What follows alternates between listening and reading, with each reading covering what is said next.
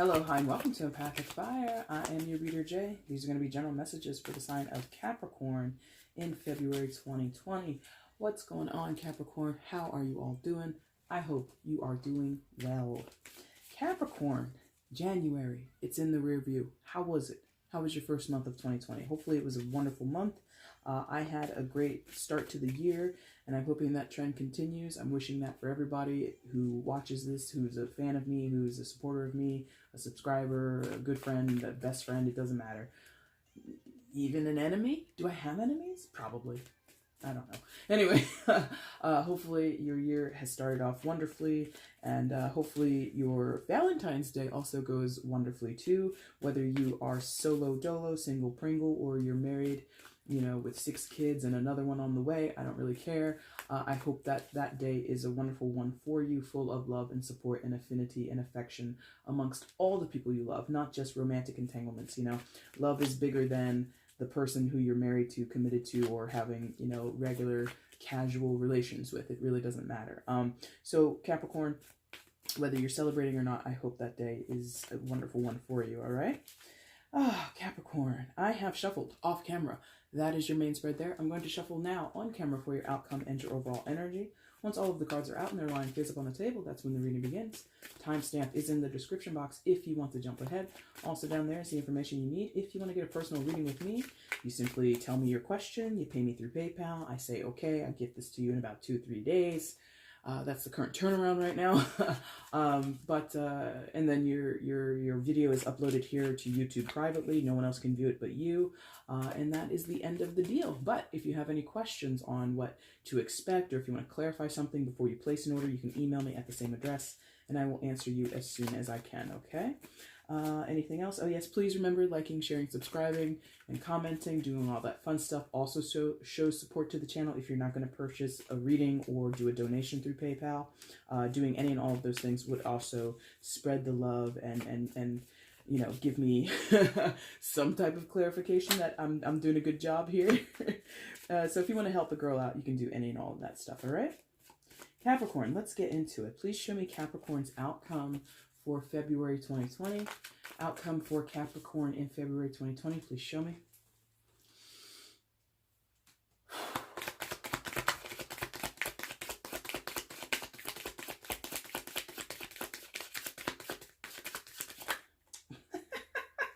Okay, I'm just going to show you that as the flip. You had the strength card flip over. Some of you could be dealing with a Leo. You might have a situation that's requiring a lot of strength of you, a lot of you know, kind of big girl, big boy pants energy, but that was like a quarter of the deck that flipped over in my hand, so we're not going to take that at all.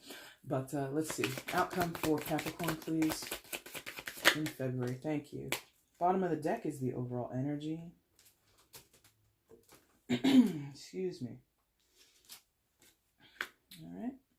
All right, let's see what came face down for you, Capricorn. Okay, I saw that in the pre-shuffle. All right, my friends. I think this is pretty good. Looks pretty good. Looks good up there. Excellent. We did it. All right, guys, let's see what's going on. Please show me where Capricorn is in February 2020. Please show me Capricorn in February 2020. Please show me.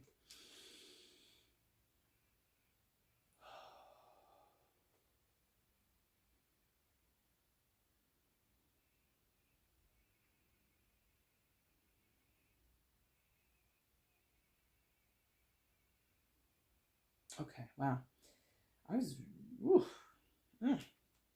was compelled to fight against this, but it was weird. It was like a tug of war kind of feeling, and eventually I kind of just like quote unquote gave up and accepted this.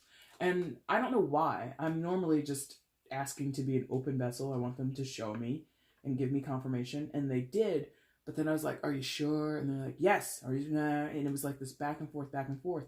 And then eventually I kind of like felt defeated and I gave up, and I'm being compelled to share with you like what that process was for me, so that I hopefully mean something to someone, because that's the only reason I think I'm sitting here explaining it. Now, Capricorn, coming in to February, after all of that, if I can get the card off the table, you come in with the 10 of Pentacles, friends. Oh boy. So something here about a happy family situation, or the aspects of family, the aspects of a home, of a legacy, or generational history, things like that. More to the point, I think we have someone fixated on what was. You know, you see this woman here holding a tarot card herself. Which card is she holding, by the way? Is she holding the Ten of Pentacles? Yes. So this woman holding the Ten of Pentacles in the foreground of the card at the bottom is kind of wistfully looking out of this window or this archway, and like I feel as though someone's like in a memory, or you know, attached to what could be, what was, or what could be, or what could have been. You know, it's a loaded energy. It's a melancholy energy. It's a brightfully sad energy is the phrasing they gave me. And I don't know what the hell brightfully sad is supposed to be, but here we go. We're going to figure it out together. Oh, man. Ooh, that's very interesting. Okay, so you see how you got the woman with the card in her hand and she's looking out at the couple or whatever. And you see how she's got dark hair and the woman up there in the green dress has red hair. They're both beautiful women, you know, they're both attractive. But I feel this idea of someone was chosen and another person was not chosen. And that is the what could have been, or what should have been, or what was, or what isn't now, or whatever it is. There's this idea of someone was chosen and someone else was not. And that is the bright sadness, or what did I say? Brightly sad? Yeah, brightly sad. Okay, so it's, okay, there we go. It's this idea of you're watching someone, you, Capricorn, or someone else. It's general. It could go, you know, either way, vice versa, or, you know, intermingle and kind of switch back and forth as we discuss it. But it feels as though this would be someone, male or female, it doesn't matter, watching someone they love go off into the arms of another person, or someone they care for. If you're not like if this is not a love triangle, this could be you're sad because your brother or your sister, who has always been very close to you, goes off and gets married, and there you are again, being the bridesmaid or being the groomsman, and you know, this is like your third or fourth sibling that's getting married, and you, older sister, older brother, younger brother, it doesn't matter, you're still single, and there's like this, I'm happy for them, I'm happy that they're happy, I'm happy that they're in love, I'm happy that they're starting a family and doing all this kind of stuff. But there's some energy here. Again, this is not traditionally what the Ten of Pentacles is about per se, but there is that energy of the woman outside of the archway, outside of the window or whatever, just looking on and being like, that could have been me, or there goes my sister marrying the man she loves. And in some of the cases, that's the same man that you love.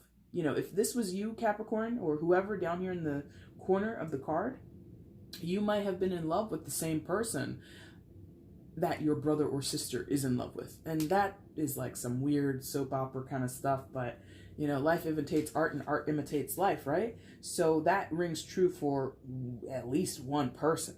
But there's something here about, I wish I had what I'm looking at. That is it. What I'm looking at, what I'm paying attention to. Please come on with the focus, damn you. Do it. Thank you. There's this idea of being enamored with what you're paying attention to, what your eye is drawn to. There is a lot of green in this card, and as many of us know, green is like that fabled color of envy, right? The green eyes of envy. But also in tarot, or not necessarily tarot, but also in the metaphysical sense, the green is also attached to the heart chakra, right? So some of you are having lovelorn feelings of someone that you're not with. And that's a perfect story for February now, isn't it? That's sarcasm, by the way. Nobody wants that on Valentine's Day. But that is what's going on for some of you. Either you are enamored with someone else's life, you might be jealous or envious of them, or you might be happy that they're happy, but it makes you melancholy, or it makes you sad to see them walk off into a blissful sunset with their partner, right? It could also be, memory. Some of you are remembering what you used to have. You know, you could have had that blissful connection at some point in your life, or, okay, man, this is a nice mixed bag, or Some of you are younger Capricorns and you're looking at your parents' life, how their marriage went. Maybe some of you come from a family where your grandparents, your great-grands, and your parents directly all have had long-lasting marriages. They were happy, you know, fulfilled people, lots of family gatherings, big extended family, lots of love. And then when it comes to your love life and your ability to connect and create partnership, it's like dud city. You haven't had a stable relationship ever, or every stable relationship you have eventually fizzles out. Maybe some of you are divorced, maybe some of you are widowed, or whatever it is, and you feel cursed. Interesting. In that case, some of you might feel cursed that you can't get a man or woman to be in your life like your parents had, and you're kind of, again, envious or jealous of what someone else had. That is not, the jealousy and the envy and wishful of what other people have is not traditionally the part of the Ten of Pentacles. What is here is that longevity, is that generational concern of what happens to not only myself, but my children and my children's children, and what has transpired before me with my parents, my grandparents, my great-grands, and so on and so forth. This idea of there being sort of a spectrum or a continuum or a chronological laying out of your life, and being concerned of that trajectory, that progression. Yeah. Wow, Capricorn, what you doing? Number one, you're making me take a drink. So that's interesting. Well, not interesting, but, you know. That was a lot to sort of communicate just off of the one card. So what else happens with you in your situation? Yeah, man, it's... Whew, okay. That's why. Because this is...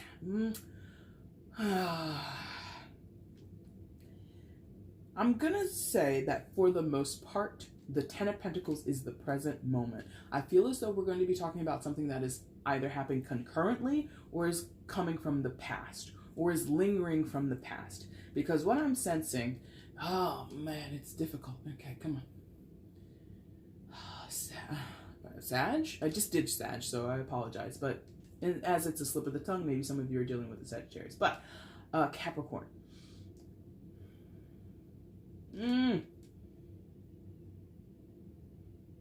This is difficult. There has been an ending of some type, or there will be, or it's happening now concurrently, like I said. And it's very difficult because there's been such an investment. Ten of Pentacles is about value, right? It is the highest of the sequential, thank you, Pentacles cards, right? So Ace up to the 10. This is a large investment. We have long history here. We have a long sense of value, or a big encompassing value system, right? Again, tied to marriages, tied to families, tied to tradition and generational lines, right? But there has been an ending. Yes, right above it, Death card. Major arcana for Scorpio. Some of you could be dealing with a Scorpio, but you don't have to be. There has been some type of ending, some type of transition or transformation and change that has redefined or completely obliterated, okay, yes, obliterated what we were talking about here in the Ten of Pentacles.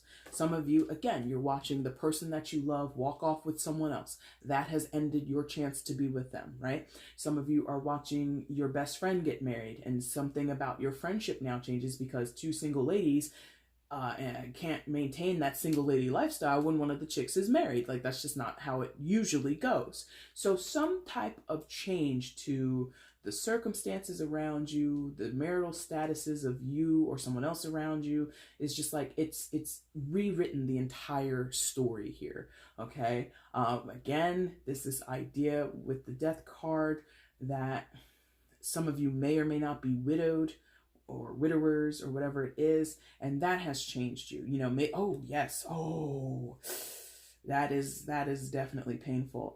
Some of you have been widowed or are now widowers at a young age. You know, you could have, God forbid, but you know, that stuff happens sometimes. You could have been newlyweds, not even married, you know, a full solid year or two, but your husband or your wife has passed, something like that, and now you are looking at your wedding photos, looking at your wedding video, looking over all that stuff and all the potential that could have been, and it's not going to be because they're gone. Oh man. You know, I hate for that to come through and feel so true to me, but I know it is. And in that case, whoever that's for, my condolences, because whether it's you, a Capricorn, or a cross watcher, or you're watching for a friend and this is a message that maybe resonates with them, they need to hear that. That is a crushing feeling, because the potential is whisked away. The potential is completely, like I said, obliterated, and someone is left very brokenhearted, very much in a deep place of mourning. And they're in a position where they don't feel hopeful for the future.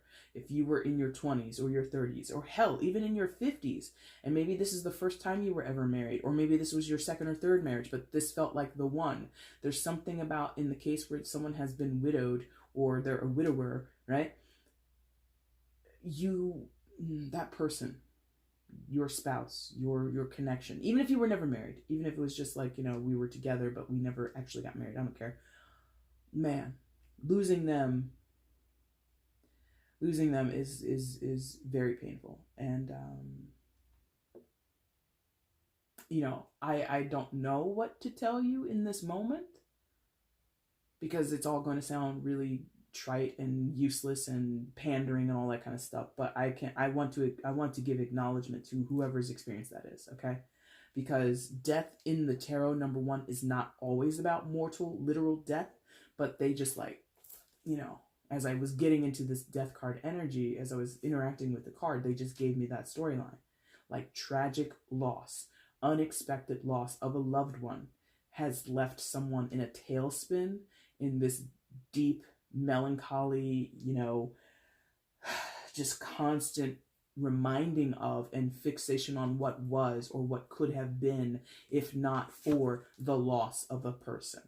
Also, the reason here, thank you. Look at this. Oh, focus now. Come on.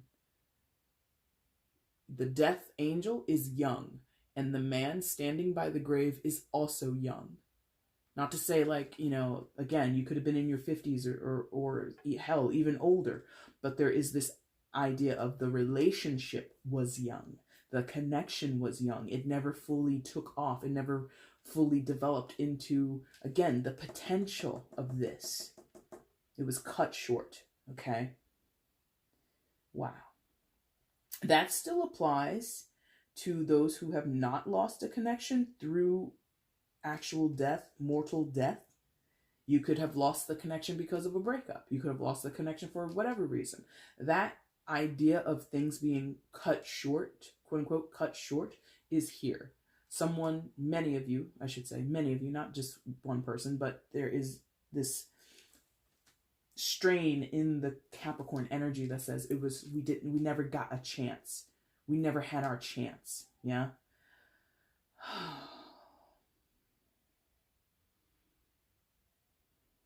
And that's a matter of perspective. In the bigger sense, outside of mortal death, that is down to perspective. Because you could have been with someone for 20 years and still feel like we never got a chance. 20 years is a long time to someone. To someone else, it's not enough time. Or it was just starting or whatever. You know what I mean? So that perspective, take it with a grain of salt, of it was too short a time that we had together. But ultimately, death in tarot, again, not always a signal for mortal death, is more talking about change and transformation and the difficulties we inherently have as a species, as a high sentient being, of dealing with them. If you get married, if you commit to something, whether it be, family, friends, contractual agreements, again, with the Ten of Pentacles, you invest time, money, energy, effort, your emotions, all of that is poured into something. And when there's a change or a transformation that stands to alter or at least challenge what you have already established, that's difficult to deal with in all forms and fashions. Yeah. So someone here is reconciling or not reconciling, but trying to come to terms with the change and the transformation and the, in some cases, the complete ending of a situation, the complete ending of a relationship. Because that's the other thing about what I said when I first picked up this card, was endings. Something in some of your cases has completely ended. In other cases, it's just changed in a way, and you're having a hard time grappling with how it has changed. Okay? Tough call, or not even tough call, just tough energy, tough situations and circumstances that you're dealing with. What else happens? Please show me. It's, oh my God, it's like so over. Okay. I did use the word reconcile and then I immediately erased it because I misspoke and it was nothing to do with any message. But they want me to note here. They want me to note that for you, Capricorn, in this reading, there is no reconciliation. None. Some of you don't like to hear that. Some of you are very hurt by me saying that. But if it rings true and if it's a pang in your heart, a twinge in your heart or in your solar plexus, and it feels right even though you don't like it, that's the message. If you're here and you're happy in a relationship, or you're here and you are currently working on reconciliation, don't take that to heart. But for those where you're kind of in a state of hopefulness and not actually having practical steps taken thus far to making a reconnection, something here, they keep telling me, no. They're giving me this shut down feeling in my heart. Literally, my heart feels like it's ramming into a steel barrier, into a brick wall. I'm not able to express. I'm not able to attach or cross a line and go towards someone or something in order to reconcile and make amends the way you would want to. I'm being stopped. I'm being told it will not. No. But if you're already doing that, I would assume if you're doing that and you're, again, working towards reconciliation, working towards trying to come to some peaceful or more harmonized conclusion in a situation, if you're trying to get back with an ex or trying to make up with someone that you are on the outs with, whether it's romantic or not, and that is showing progress, that is showing some type of positive movements forward, this is not your message. You must know that, okay? For those where you might be hoping, but you're not being given any avenue or any wiggle room or any road to actually move. You might want it, but you can't move towards it, either because the other person doesn't want it, either because the other person isn't around for whatever reason, either, you're thinking differently of it, like your heart is telling you one thing, but your brain is telling you another. There's, you know who you are. Let's just move on from this, yeah? Okay, so what happens next, please? Show me. It's, yeah, oh my God, stop saying that. Every time I say, what's next, they're like, it's over. It's over. And maybe, oh God. I mean, some of you might be wrestling with that concept. You might be asking, what's next? It's over. You don't want to hear those words, some of you. What's next? Please show me.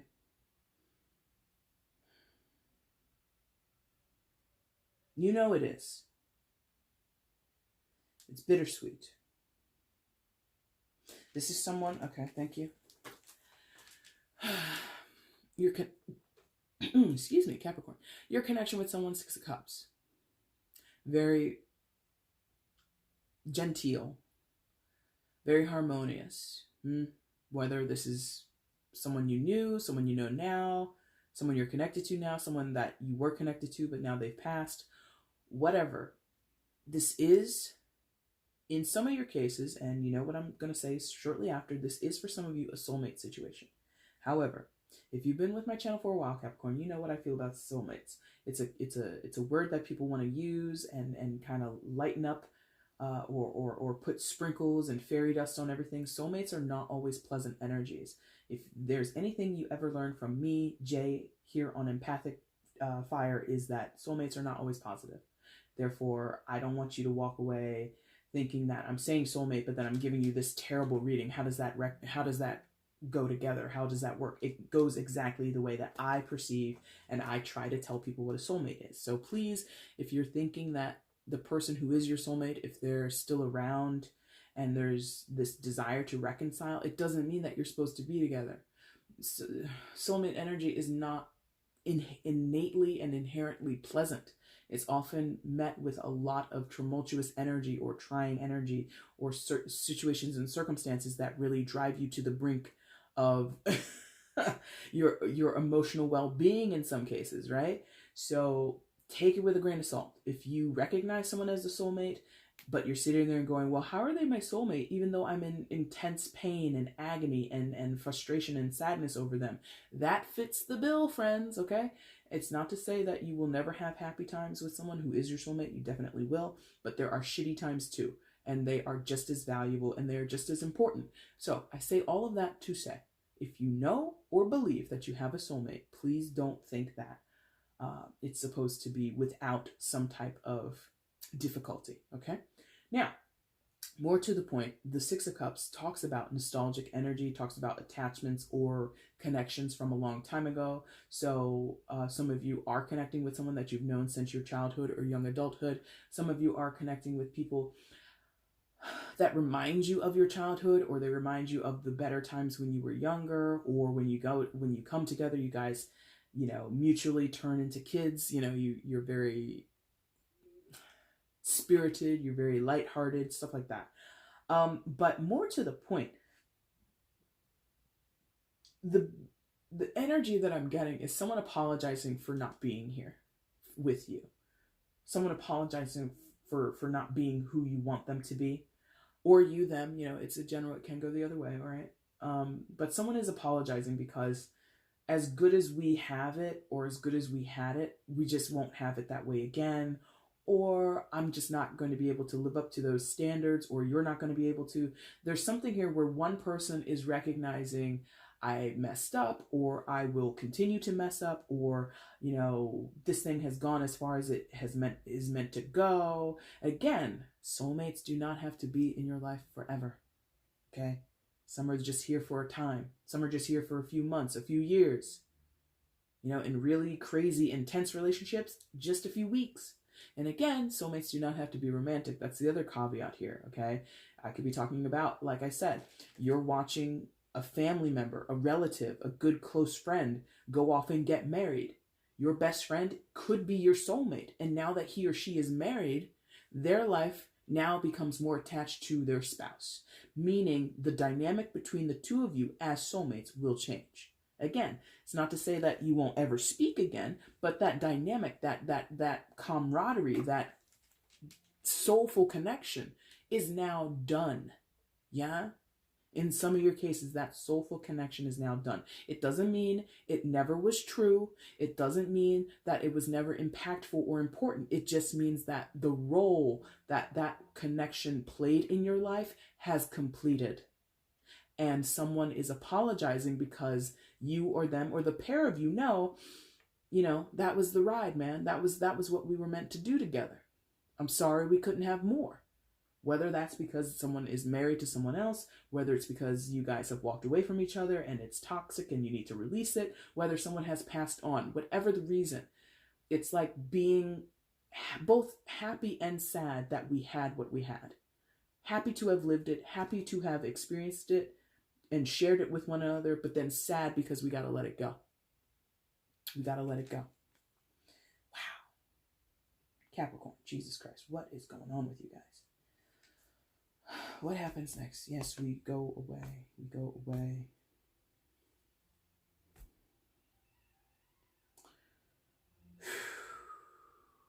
It's sad. It's very sad. So someone goes away. You or them or the pair of you walk away from each other. And there is a chance. Okay, which one, please? Show me clearly. Which one?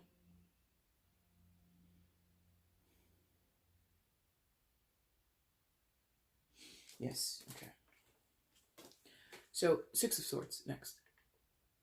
So, here we go. This funky airplane / blimp contraption, right? Here's the move. Here's the actual leaving of the scene, leaving of the circumstances, right?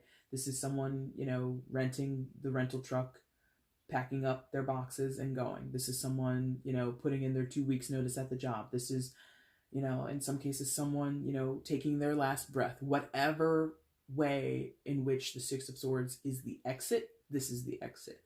The thing that I'm getting with the Six of Swords is that there is a desire for it to be peaceful, to be seamless, to be without any type of drama. That is the intention or the hope. Whether or not that actually happens, whether or not, again, anybody can leave without some type of bitter feeling or sad feeling, that's a tall order. However, that is the intention, because this contraption, again, this airplane blimp hybrid, is flying above the ground, right? And on the ground, we can presume that there's some type of conflict or some type of scenario or situation that is no longer pleasant or easy to deal with or wanting to be dealt with. In some cases, this is a matter of choice. I don't want to, some people, whether it's right or wrong, believe that, relationships are worth fighting for. We should always, try to make things work. And someone else is like, no, it shouldn't have to be this hard. And whether or not either side is right or wrong, I have no sense of it, because it's immaterial, really. It's beyond the scope of a general reading. But there are just two sides that see it differently or experience it differently. And ultimately, whoever is leaving or whoever has left or whoever is in transition or whatever the change is underfoot, whoever is acting in this Six of Swords energy, again, the person leaving, the person exiting, the person changing, their mindset is it's got to be better or it's got to be easier than this. There's no reason to put up a fight. There's no reason to make a stink of the whole thing. Bygones be bygones, I wish you the best, or, I'm sorry it had to be this way, again, with the Six of Cups right next door, but, here it is, I gotta go, or, we gotta let this go together, mutually, we both have to put this down, yeah? Given that this is swords, there could be some reciprocated energy, because sixes are one of the numbers of reciprocation or balance, right? So it could be, that Six of Swords is embodied as a long conversation, a long, honest conversation. It could be someone coming to you and presenting you with their plan to, file for divorce or move out of the family home. Could be, again, this could be even about business in some type of way.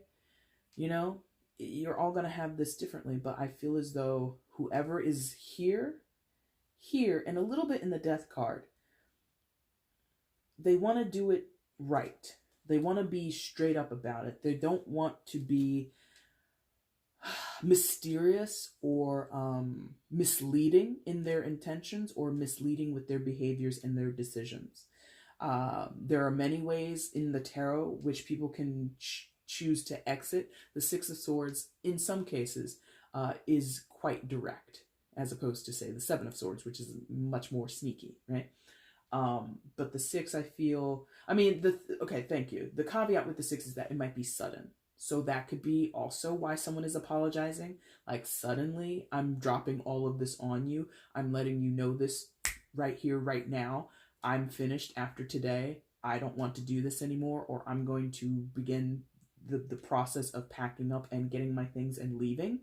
And within a day or two, or within a week or something like that, this person makes their exit. It's very sudden. So that could be the caveat, and that could be the source of possible continued tension or possible irritated feelings, okay? But I'm telling you, Capricorn, my God. I don't know. I don't view this as resistant. I maybe someone is resistant, but I feel like there's like this hard to believe. Maybe that's it. It's hard to believe. It's hard to believe that this is happening. It's hard to believe that this is happening right now. It's hard to believe that it is happening so quickly or in this way. There's something here about someone is just like gobsmacked about the whole thing. Okay? Possibly the person, you or whoever it is, looking out the window at, what could have been. Yeah? What happens next? Please show me.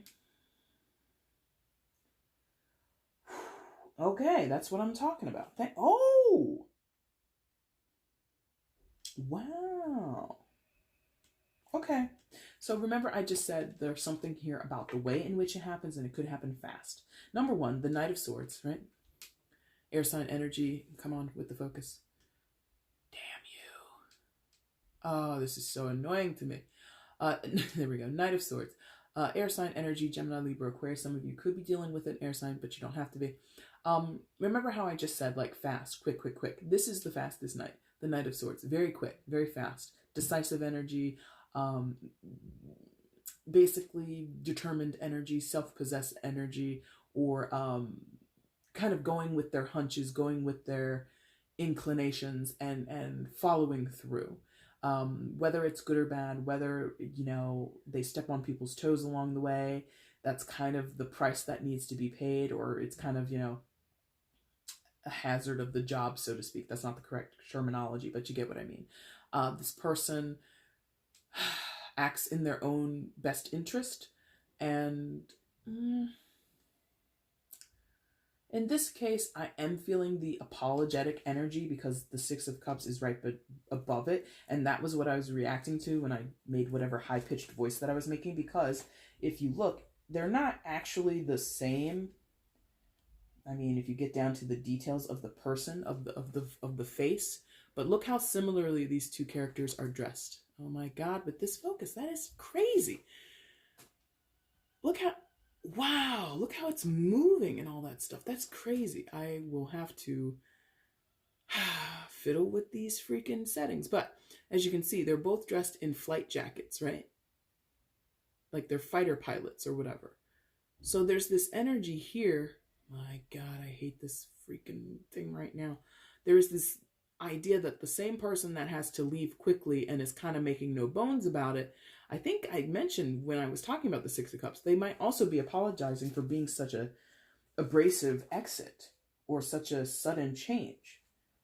I'm sorry, I have to do this. I'm sorry it hurts you. I'm sorry it upsets you.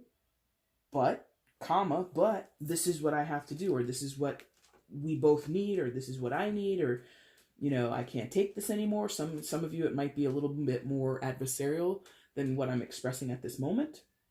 But the Knight of Swords is definitely a determined energy, and it moves forward, male or female, it doesn't matter. The sign doesn't matter, but whoever it is, they move forward, and they do so quickly, and they do so consciously. They are not doing it just because. They're not doing it because they're unsure. This is not a runaway energy without purpose because well, okay, they're letting me know. No, maybe. Maybe some are scared. Maybe some are scared. And that's not to validate the person who is being left behind. It's not to say they're running because they're scared, therefore you're correct, or that you're in some position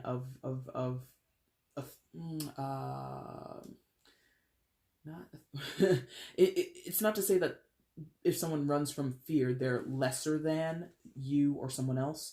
We all have our different motivations, but I just want to caution someone there for like 2 seconds was like, I knew they were afraid. Okay, yes, they might be afraid, but that doesn't mean they're lesser than you or that you're better than them in any type of way. Because I don't feel that. I don't feel that this is a matter. I don't feel, if that's what someone is thinking, I don't think you should see it that way. But you can. I mean, you're obviously an individual. You can do what you want.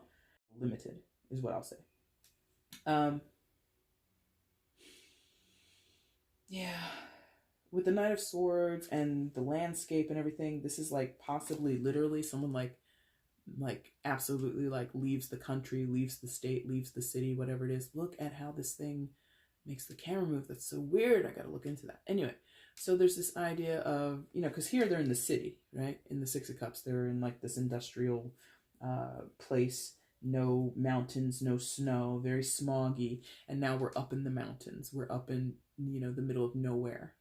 You know, so there's this aspect for some of you that an actual physical move has happened, and that is the change. That is the catalyst of change. That is the big transformation in the situation. And, you know, you may have intended to be with this person, if it's romantic, you know, date them, marry them or whatever, but they had other plans for their lives. Okay. In some of your cases, that could be it. You may have been on track, or you may have been in a very serious relationship with someone, and they may have, in some sense, because of look at the landscape again, they may have gotten cold feet. And the moment that you proposed or they proposed to you, they saw all of a sudden change their mind. And it's like, no, I don't think so. I'm suddenly now going to go live in the middle of, you know, the mountains. And that's the end of it. You know what I mean? And you're thinking, oh my God, they're afraid of love, or they're afraid to love me, or they're afraid of commitment. That all may be true. But again, it doesn't validate or make you better than them. That is their struggle. That is their life. They have to deal with that. Whoever they are, if it's you or whatever. But this change of location is definitely true for a few of you, if not, yeah, for a few of you. Thank you. So after that, we have this. What happens here? Okay.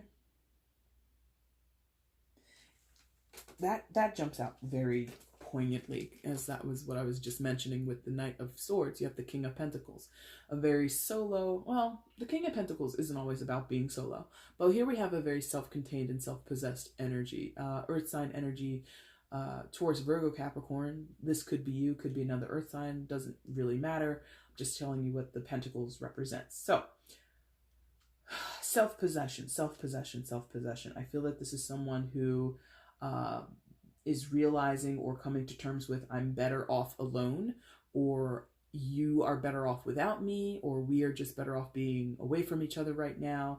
And the King of Pentacles, in some of your cases, it could have been prioritizing money or prioritizing some type of social status, needing to focus on career, needing to recommit to their education, something like that, and not wanting to be distracted or not wanting to be put on any emotional pedestal. That's interesting. Not being prioritized. Okay, that's interesting. I don't know what that means, but someone here didn't want to be prioritized. They didn't want to be, they didn't want to be the center of your life, or you don't want to be the center of someone else's life. The King of Pentacles provides for others, yes, and provides for self, definitely, but is not the most, like cuddly, teddy bear type. The emotional depth or the emotional give a care, really, about the King of Pentacles is very remote. It's very removed. It's very detached. In a lot of ways, the King of Pentacles, the way that they care for another person, male or female, the King of Pentacles can be, the way that they care for other people is to provide for them, is to make sure the roof is over their head, to make sure that there's food in the belly and all that kind of stuff, to make sure that the bills are paid on time so that the lights don't get cut off and all that shit. Yeah. And regardless of what type of relationship we're talking about, this is the way that this person expresses love, or this is the way this person expresses their commitment to a situation, and that either wasn't good enough or wasn't understood, and therefore this person takes their value and moves it off. Not in a way that's to punish anyone, but in a way that says, I can't give you what you want. If you want, again, here we are in the month of February, if you want on Valentine's Day, a dozen roses, and you want me to write you a love poem and take you out on a romantic dinner, like, I'm not going to do like half of that stuff, because it doesn't resonate with me. That's not how I express myself. If you want a man or a woman that provides for you, keeps a roof over your head, I can give you the fancy dinner if that's what you want, but if you want me to express my feelings on a deep emotional level and look you dead in your eyes and say, I love you to the moon and back, and, just fill you with all those types of words, the way that this person expresses themselves is not through words, is not through, grand displays of affection. It's in practical ways of affection. And I feel as though that is appreciated and enjoyed, but up to a point. And I think this King of Pentacles knows that whoever they're walking away from, or whoever is on the other side of the situation, whether or not you're walking away, whether or not you're committed, or whatever it is, I feel as though the King of Pentacles knows we have a discrepancy. We have differences here. And I'm going to own them. I'm not going to shy away from them, and I'm not going to, there you go, I'm not going to change, or I'm not able to change how I express the way I show love and affection. Therefore, you or I should leave the situation, or we should agree to walk away from each other. Does that make sense? Because the Six of Swords is right beneath him, and the Knight of Swords is right next to him. So there is this aspect of expressing the differences and highlighting them and not shying away from them. Not saying that they don't matter, or that we could be happy if we learn to compromise, or not compromise, but if we learn to sort of sacrifice these parts of ourselves. This King of Pentacles is like, why would we do that? If you want a man or a woman that writes you love poetry and, is not, even down to like public displays of affection. This is true in some people's lives. Like, some people are so like turned off by PDA, they won't hold hands in public, they won't really hug or embrace in public. And of course, in many cases, a lot of people don't kiss or make out in public. whether it's appropriate to the scenario or not. They just don't do that. And I'm getting the sense of that could be a big issue in some of your connections, whether they be romantic or not. I'm not saying you should make out with your platonic friends or family, but what I'm saying is even in family dynamics, it's not appropriate to show affection through physical touch. It turns some people off. It just doesn't jive with them, right? And whether this be a parent to a child, brother to sister, sister to sister, it doesn't matter. There's this aspect of coming from the King of Pentacles that says, the way you want me to express myself is not the way I can express myself.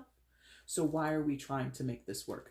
Pentacles, similar to Swords, is very logical or practical, okay? It's very methodical. It doesn't usually want to buck trends or try new things. It's very, this is what works. Let's go with what works. So whether that be you or someone else, that is what's coming from this person. And they are communicating that in the Knight of Swords and the Six of Swords. Okay. Outcome, Capricorn, is the Fool. So, I mean, if you haven't guessed by now, this is what is transpiring, or this is what's up next, the brand new beginning. As a solo figure, or as a solo figure, they're reminding me, don't even talk about reconciliation because it's not happening. But as a solo figure, as a single person, whether or not that means you are divorcing, whether that means, again, you have been widowed, whatever the situation is, it is restarting on your own and looking at yourself and your life, your dreams, your aspirations, what you want to develop in your life, and prioritizing that, or jumping, headfirst into the deep end of, what do I, the individual, want next? What am I, the individual, going to experience next? What am I, the individual, prepared to face next? The Fool encourages you, Capricorn, to release expectations, to release any attachments to the past and the future, and live in the now. Live in the present moment. Do not beat yourself up over what you've lost. Do not kick yourself for the opportunities that you let slip by you. Do not mourn or stay attached to what could have been. Ten of Pentacles, what could have been. Release the attachment and the wishful thinking that I want it to be different. If it's not different now through all of this, through the practical steps you could have taken or did take, and if you don't get what you want and you're still wishing and hoping and praying and all that kind of stuff, stop that. The universe, yes, and the Fool card encourage you to not do that anymore. Did I mention? No, I didn't. Thank you. Oh my God, with this camera. Anyway, the Fool. Does it only happen when I'm up close? I think it's when I'm up close. Anyway, the Fool card, secondary major arcana for Aquarius. So some of you could be dealing with an Aquarius, but you don't have to be. Oh, hello. Look at all the connections. Remember how I connected the Knight of Swords with the Six of Cups because of the two similar figures? Look here with these two cards.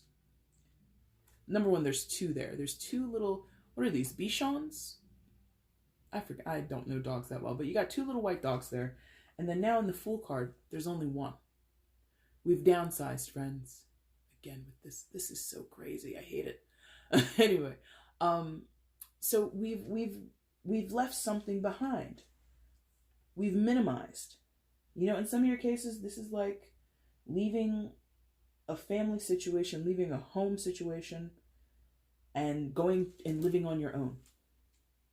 Maybe you've always lived with friends and family, significant partners and husbands and wives, and maybe now you live by yourself and you've never lived by yourself. And that's can be kind of crazy, can be kind of scary, right? Someone's walking that path. It's a solo journey, this Fool's journey. Number one, tarot, especially in the major arcanas, is about the Fool's journey. You take it alone, you encounter other people, but you ultimately are doing it by yourself. At the core of the thing, you do it by yourself. And that's what's going on here. At the core of this, you have to do it by yourself, for yourself, with your own, not in a selfish way, but with your own desires and needs and wants and wishes at the helm. If you attach your wishes and dreams and hopes and aspirations to other people, aka making it a condition, I can't have happiness without XYZ person, No, no. You have to, no, you don't have to. You do what you want. But I feel that you are encouraged to prioritize the blank space where you put someone else's name. My life is much more, my life is happier, or I'm happier when I'm with blank. Put your own name in that space, Capricorn. I am happier in life when I am with Capricorn, aka myself. I am happier when I see a smile on blank's face, Capricorn's face. I am happier when I can provide for, if this is the King of Pentacles who's doing this. I am made happier when I can provide for my family, provide for my wife or my husband or whatever. Cut that out. I am happy when I provide for myself. There is a very thin line or a very nuanced difference between selfishness and self-possession. That is what I tout here on my channel, self-possession. It's sometimes comes in, or it sounds like selfishness, but it's not. Because when you are self-possessed, when you prioritize who you are and what you need and what you want, and you are at the base always trying to make yourself happy, you are then able to do that with other people, and you are able to have more enriching relationships with others. That's my opinion. You don't have to take that on board.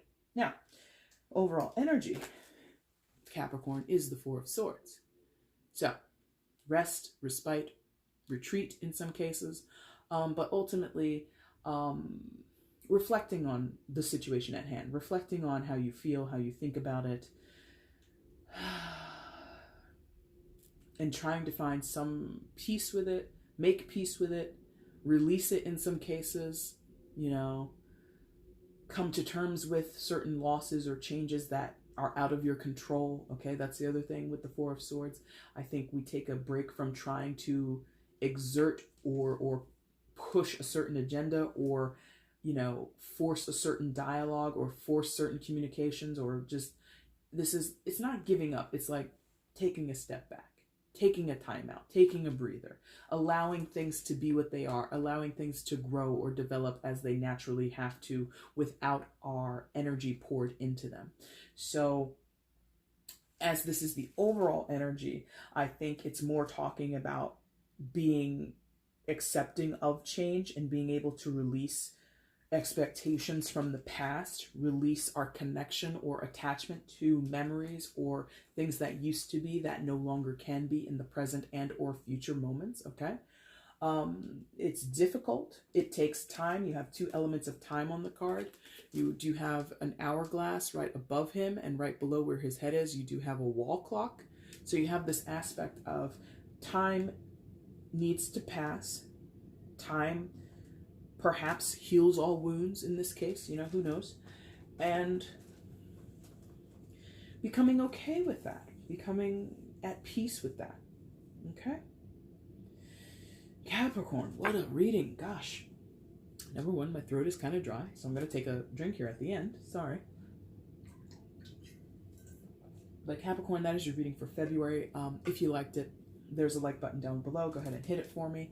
Let me know if this resonated with you. Leave a comment below if you choose. That would be great. I love reading comments from you guys. It gives me confirmation as a reader. Lets me know that I'm doing a good job around here, or that I'm not just speaking for like an hour at a time out here in this room to no one for no reason. You can also share the video. It lets other people, or share it and let other people know you like my stuff. And of course, if you have not subscribed, please subscribe. Why not? You know, come on. Let's be friends. Let's be friends now and forever on YouTube. Doing any and all of those things help support the channel, guys, in lieu of purchasing a reading or you know, setting out a donation through PayPal.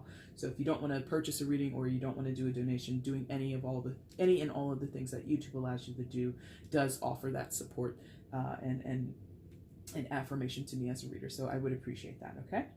Capricorn, I'll be back soon with your mid-February readings, and then I will also come back and do the no communication readings in February as well. So you have those two things to look forward to before the month is out. I might try and go live at some point here in the new year for everybody in the collective. If I do, I will try to announce it ahead of time. So if you catch me and you want a reading done here on YouTube live, that would be great. If you catch me, if not, sorry. But again, I'll try and announce that before I actually pop up on YouTube live. Okay. All right, guys. Thank you so much for watching this video. I really do appreciate it. Take care.